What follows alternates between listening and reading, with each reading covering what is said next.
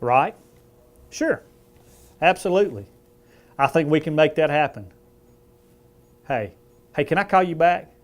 Yes, I have somebody that just walked in my office. I'll call you back in just a few minutes. Okay, thanks.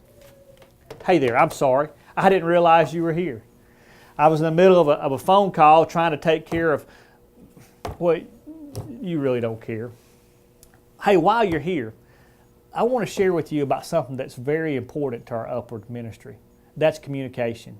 You know, just as I was on the telephone, I was trying to communicate something with the party on the other end. You know, in today's world, we have a lot of different means for communication at hand. Phones, cell phones, we have email, we have Facebook, Instagram, you name it, the sky's the limit.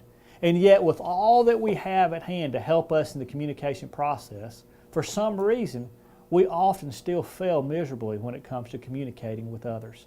This season, we want to ask you to do your very best at communicating all that takes place with 4 different groups. The first group that we want to encourage you to communicate clearly with are the other coaches that are working with your team or squad. You see, each one of you is a part of that group for a very specific reason.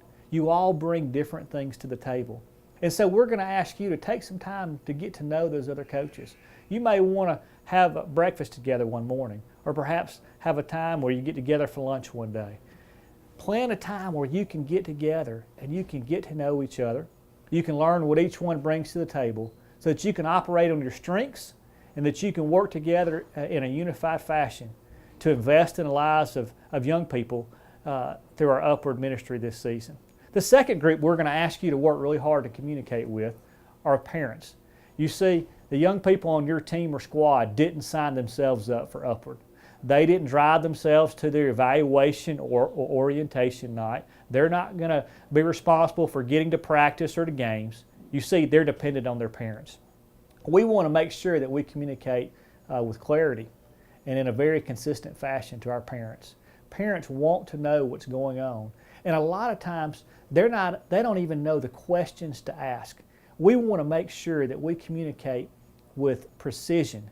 We want to communicate the basic information of what's going to take place, expectations on both sides, what is valued throughout the Upward season. They want to know all that, and sometimes they don't even know until we communicate with them all that is important to what will be taking place. The third group we want to challenge you in the communication process has to do, that's not right. The third group that we want to encourage you to work hard in communicating with are actually the young people that are part of your team or a part of your squad.